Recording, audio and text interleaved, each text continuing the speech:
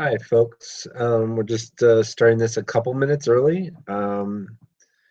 There is a link on the Facebook event, and that link will take you to a place where you can observe the conversation, or you can just kind of listen in. This will be recorded, and we will be saving a copy in this area for your consumption at leisure too, or if you want to share it with other people. Let's see. So I'm just going to start putting a few things together here so we can all communicate. Give me 1 second here. I have another 2 minutes before this officially starts, and I'm sure some people are trying to log in. At least I'm getting messages to that effect.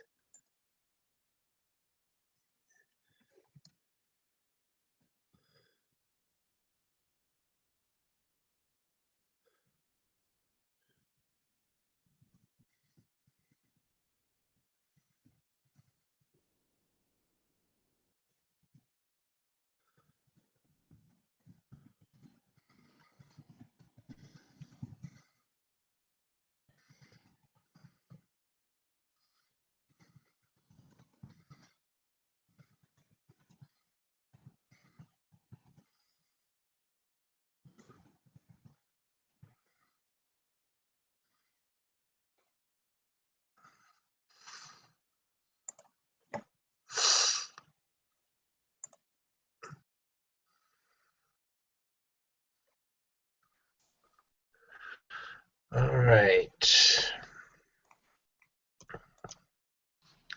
I see that Cam and Foxy have joined us. Hello. They're two of the people that have helped to co-write the document that I published this afternoon, and I definitely encourage you guys to jump in as you see fit. The Safe Space project is something that a group of us worked on in 2014 to create, or to help facilitate camps create spaces in environments where people could find sanctuary if they were in trouble in a variety of ways. And that could mean, they overdid it, alcohol or other things. That could mean maybe somebody is pursuing them, or making them uncomfortable, or they just need a place to just kind of escape.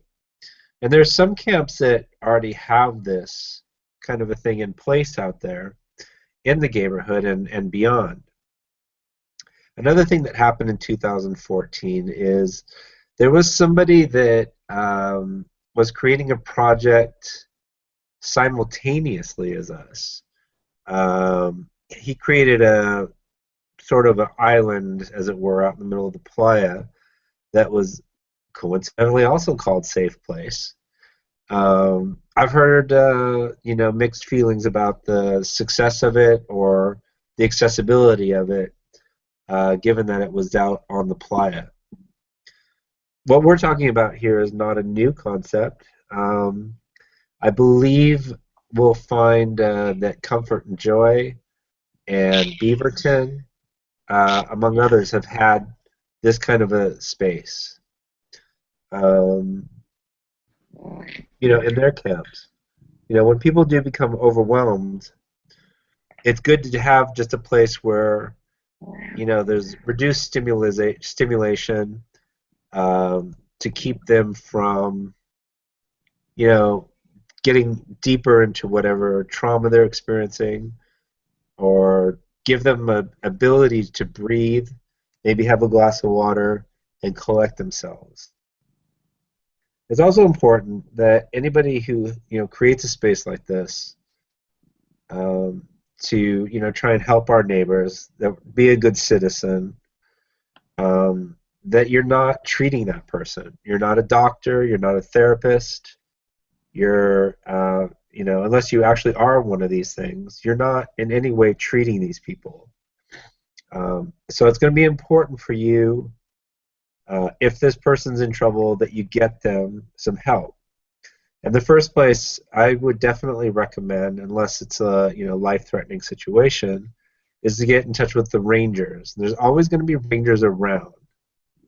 And that's the nice thing also about the neighborhood is, especially based on some recent conversations we've had with placement, we think we're going to probably see a little bit more of a ranger presence in our community because of just some general questions about safety overall. I can't confirm that is absolutely true or not, but that was as a result of a recent meeting that we had with placement and made our concerns aware of the potential dangers that people are feeling in that area. The document that I published on the Facebook event is just a shortened version of a bigger project that we were initially looking to do. Me bringing this out is hopefully just going to generate some thought so we can build a stronger, safer community for each other. And there's really some very key points in order to making this successful. Some key points illustrated in the document really emphasize avoiding triggering a person further who might be having an issue. You know, sometimes if a person's coming in looking for just a place to, you know, decompress or just to find that ability to have a few minutes to breathe while they get their self back together, I'll give credit to Foxy on this one. You know, there's some really good tools out there. Just listen. You know what I mean? And if you can't do it, you know, again, there's a ranger probably in the area that can. So I definitely encourage you to. Sorry, some background stuff going on here. I definitely encourage you to utilize, you know, the assets of our community to get the best possible support for whatever person might be experiencing a situation or trauma that they need help with.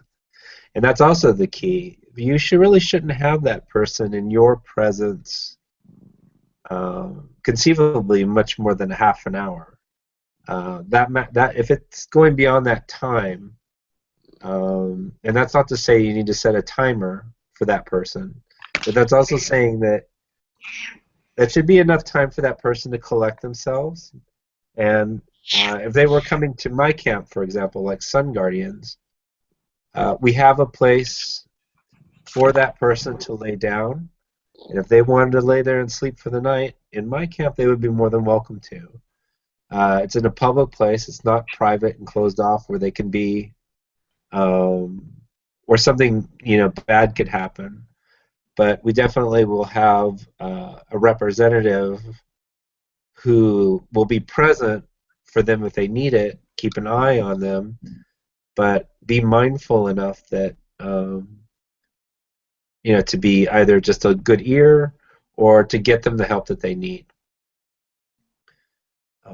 The document talks about green dot rangers, which are specially trained in dealing with people under certain circumstances. And the network of rangers will work that out if you get to that point.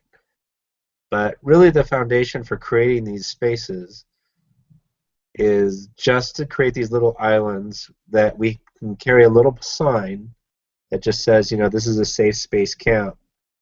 And as long as that sign is out there, that we have somebody present who can help that person just, have that space where they can just come down or collect themselves or have a glass of water, or one of us can just go find a ranger and get them involved. You do not want to take on the liability of putting yourself in a situation where you're going to cause this person more harm, and you could get yourself sued. We don't want that.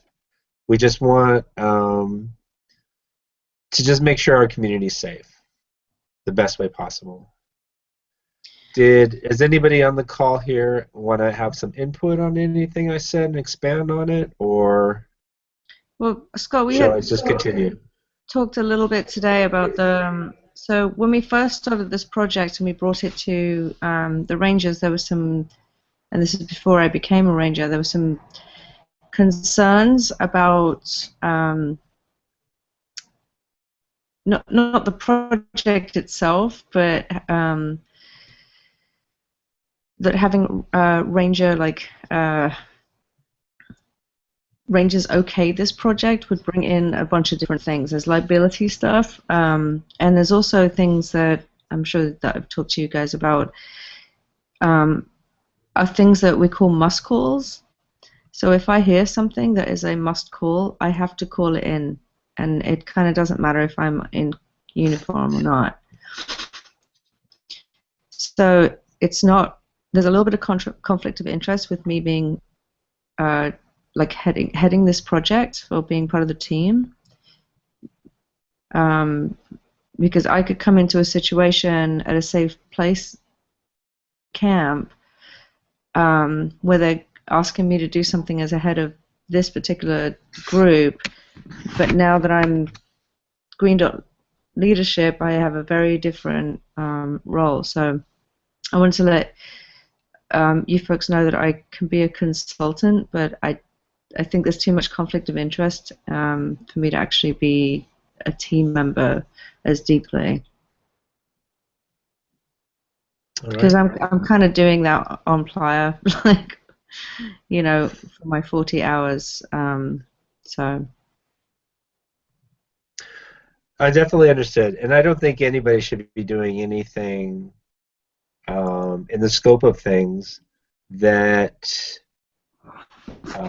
I think must-call items are definitely must-call items. Would you mind just giving us kind of a list of what those must-call items are? Because, I mean, these are serious things that need to be addressed. They're serious things. There are also there's gray areas, right? You're sitting and talking to somebody who. Okay, I'll just give you the list of must-calls, and then sexual assault, domestic violence, elder abuse, child abuse, being like the top ones. So if somebody sort of vaguely says that they think they were sexually assaulted, for me it's still kind of a must call. For other people, that they might be able to like talk to them a little bit more, get some more information, and then make that kind of decision with that person. I can't do that. For me, that's it. I have to call it in. It's part of what we have to do. So there's two. I definitely agree with you on that. And I don't think any of us. I don't think a single person that volunteers in this role should be in that position to make that kind of a judgment. I think the problem is that as soon as we do hear about one of these things, and unfortunately, one time when I was on the Playa.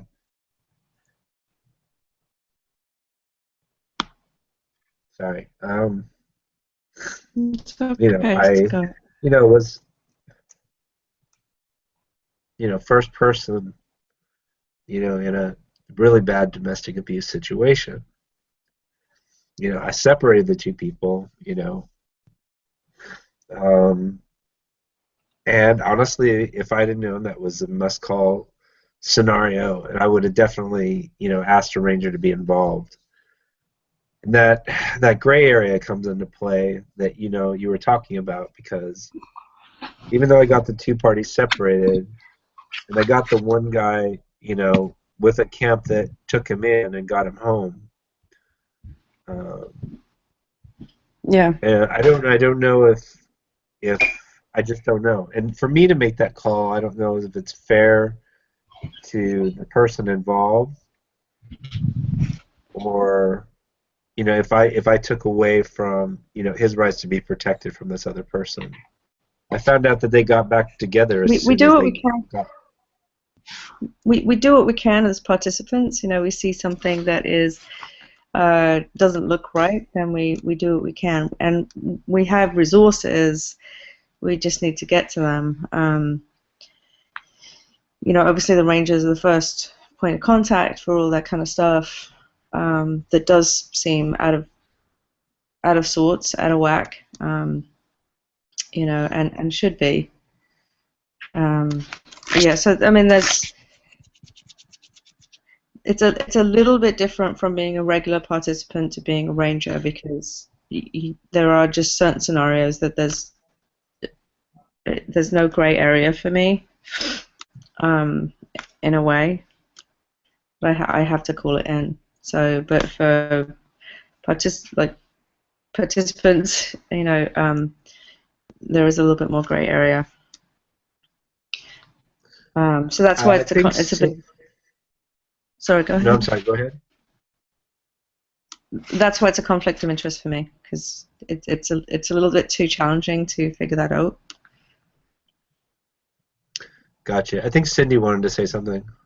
Yeah, is my mic working? I can hear you.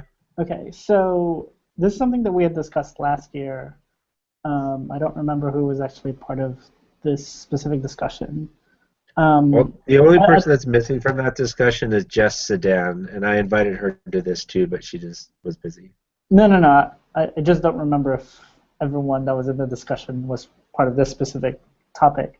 And I've been in the training that Foxy is referring to with the must calls, and it is very black and white for them, whereas in a non-ranger role, it is very gray area. All of it is gray area. And one of the really tough things about creating a safe space is making sure that you don't take the choice away from someone and that control from someone regarding certain situations. Because I've been the first responder to sexual violence on Playa, and I've been in a situation where they have asked to not report it.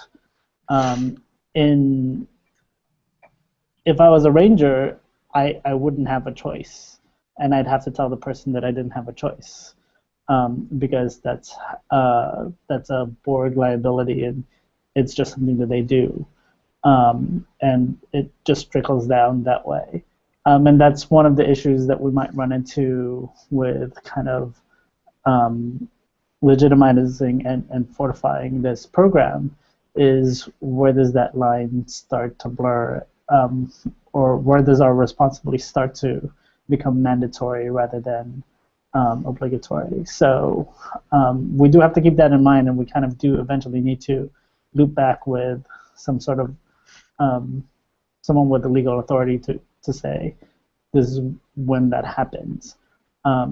Because there are probably someone that is familiar with laws governing or that affect like women's shelters and various institutions like that, because there are certain situations where you just have to, and what level of disclosure do you have to do when you escalate it and report it in is also part of that.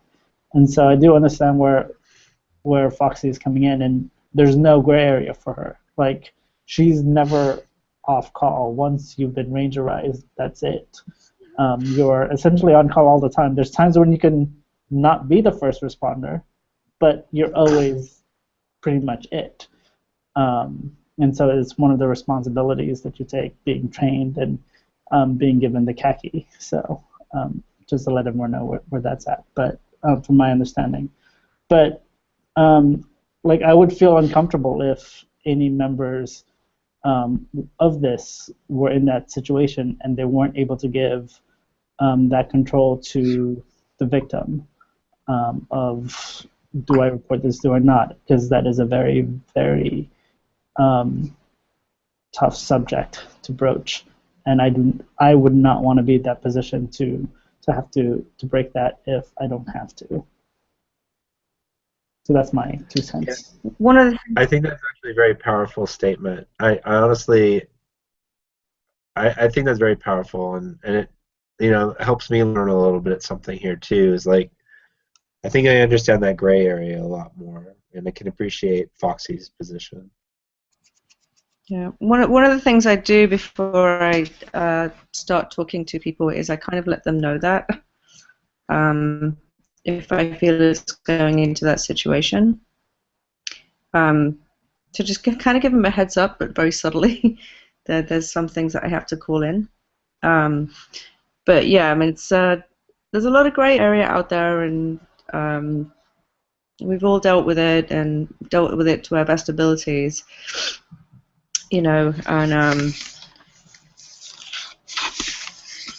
so it's with talking to some of the other rangers about this project, they're very excited about it.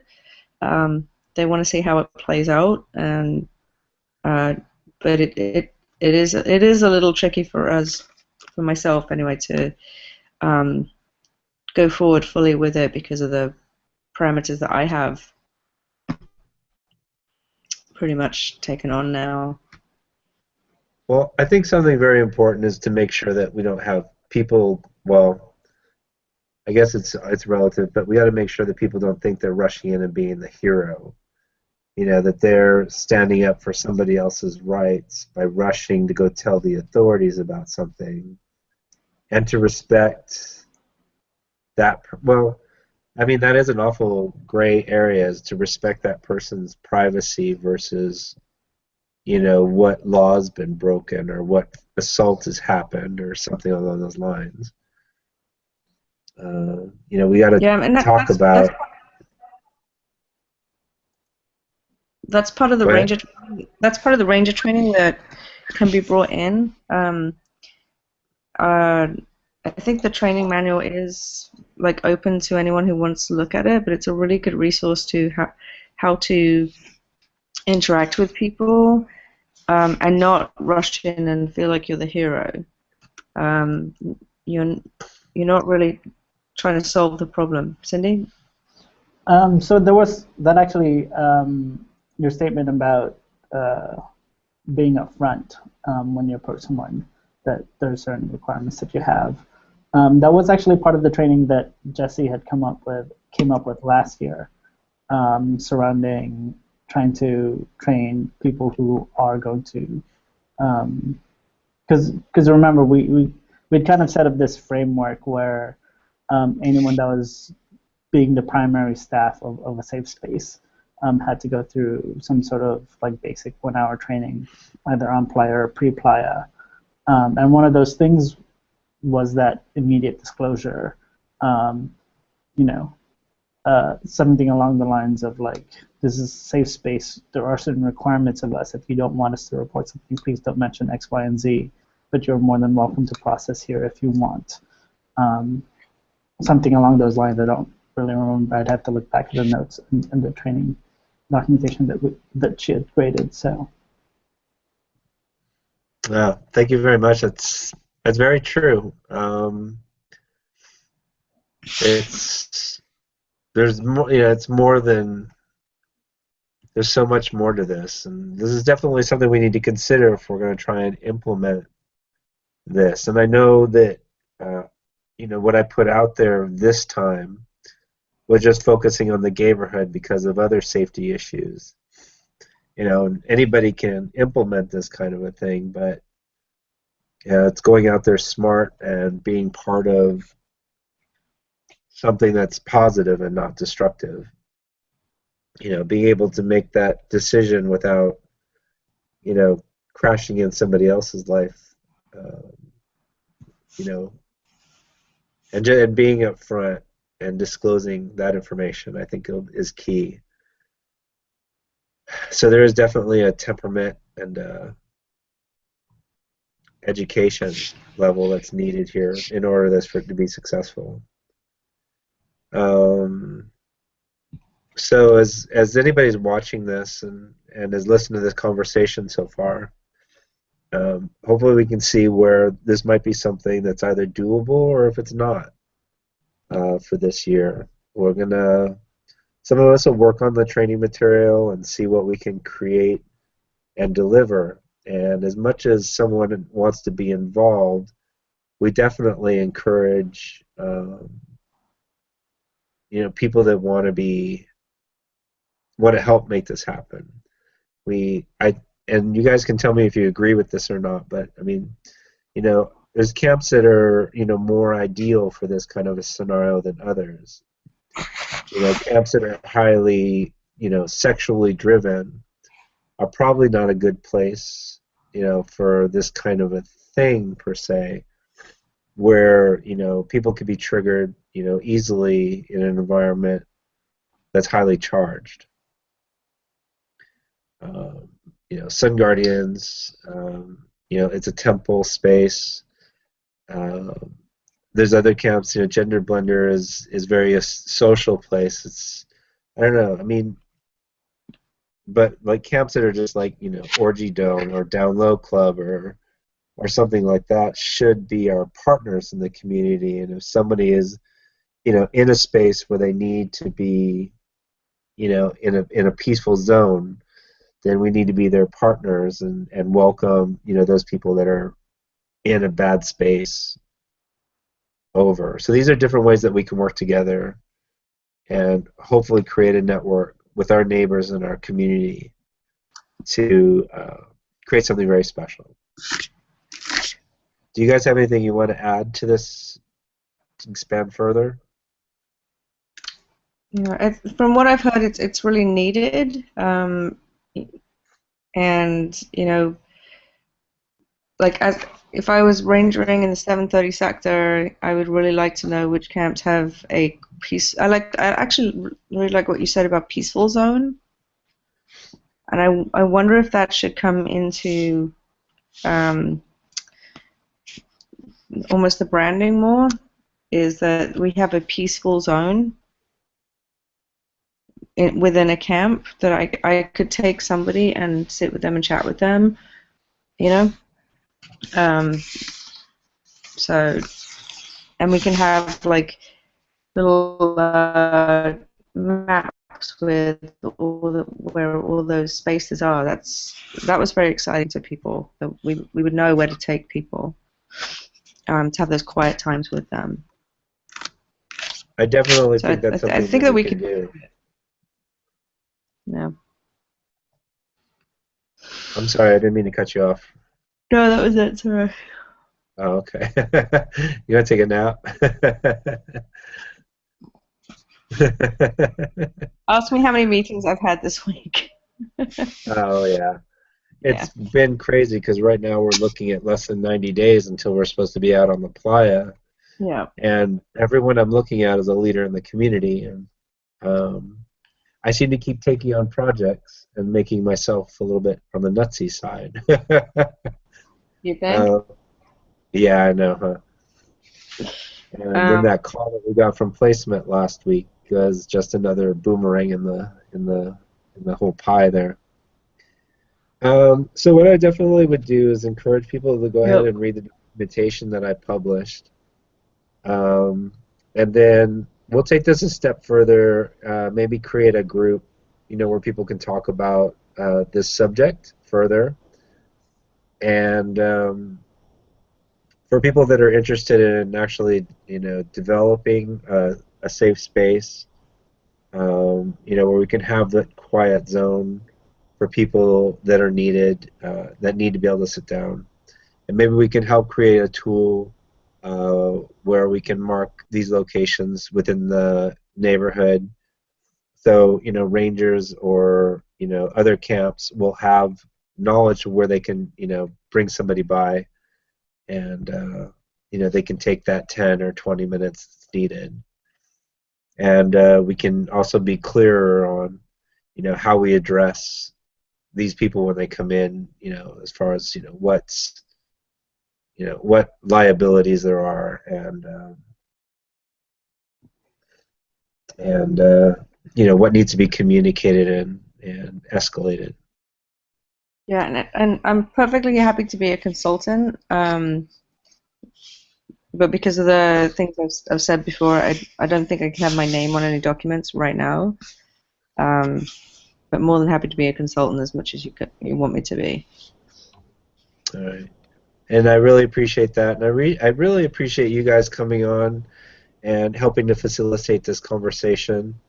I think we should have more conversations in the future and maybe get more community members involved so we can figure out what resources are there and what resources with each other that we can build upon. Again, that document is a document that I set up on there. It gives people the ability to make comments and suggestions. There will be more to that document in the future if we decide to pursue this openly in the community. Cindy, just a quick question. Does Gender Blender already have something like this in your camp? We do something similar with Beaverton, which is camp concierging, meaning there's always someone active during most of the day to intake someone and to be able to provide a safe space for trans and genderqueer people. Okay. Yeah, I know some camps are doing this, and I heard about Beaverton, but so it sounds like it's the same thing as this is something you guys are working in concert in. Is that right? It's something that was developed when we were collabing in a similar space. So. Yeah, I mean, it's our camps aren't always like open. Sometimes they're dark. So I forget what time our concierge goes off duty, but we've been trying to keep it staffed until I think maybe about 9 o'clock. Okay. And I heard that, unfortunately, I don't have anybody here from Comfort and Joy to input on this, but I heard that, even when somebody gets a little overwhelmed in their area, they do have a space for people to go. And I'm not sure what other camps do, but maybe we'll find out more as this conversation expands. And we do talk about safety and surety within our, our neighborhood or Rainbow Road. If we can get away from Gayborhood, get away from, just give it a nice Rainbow Road kind of feel. All right, so that's actually a discussion for another event. I woke up this morning with trying to figure out a name for our area this morning. Yeah, it's funny that when Queerborhood's been being bounced around and that there's been strong feelings expressed in both directions on it, and I still think if we just stuck with Rainbow Road, I think we'd be fine, or something neutral, something Unicorn Hill, I don't know. But again, that conversation isn't for another arena. If anybody does have any questions, please feel free to reach out to myself. If you do have questions about rangering or ranger responsibilities and stuff like that, I'm sure Foxy will definitely be around because she's been a pretty powerful voice in talking with people interested in rangering and getting more queers involved with that. And definitely Cindy is a amazing advocate in our community for trans and gender questioning people and stuff like that. Would that be a fair thing, Cindy? She nods. All right, and Cam, thank you for joining us. You were pretty quiet. I really support the efforts of what's going on here. I can imagine if I was in Foxy's position, I totally understand where you're coming from, and also the time to be ahead of so many projects and things going on. Even if they're kind of in the same spirit and same direction, there is a conflict there. There's so much you can do. And then for me, for the must report things, any health care, a person in the healthcare field, a psychologist, a doctor, whether they're at work or not, is a police officer, anybody, is kind of in that same position. So for me, it's always been black and white. Also, we always have like a safe, chill out, here, sit down, relax, you're overwhelmed, whatever spots. A lot of camps do. I know when I was bringing that up in our last camp meeting, some of the leads were like, well, we don't want people wandering into our camp that we don't know, that's going to bring drama and all this other stuff. So suddenly they weren't interested. There's several people that are, but there's several people that aren't in our camp, and I was disappointed by that because I see so many camps like the Sun Guardians, Camp Beaverton, Gender Blender, Comfort and Joy, Shenanigans to Gators, a whole bunch of different other camps that do create and think about those things and say, hey, we've got a public kind of chill out spot where you can sit down and, we're all burners, so if you're like, oh God, I need to gather myself, I need a glass of water, we're like, here you go, and if you want, it's available to you. Here's sangria. No. Oh, Lord. But so trying to just sit there and individually, everybody does assess a situation of like, oh my God, this is a little bit weird.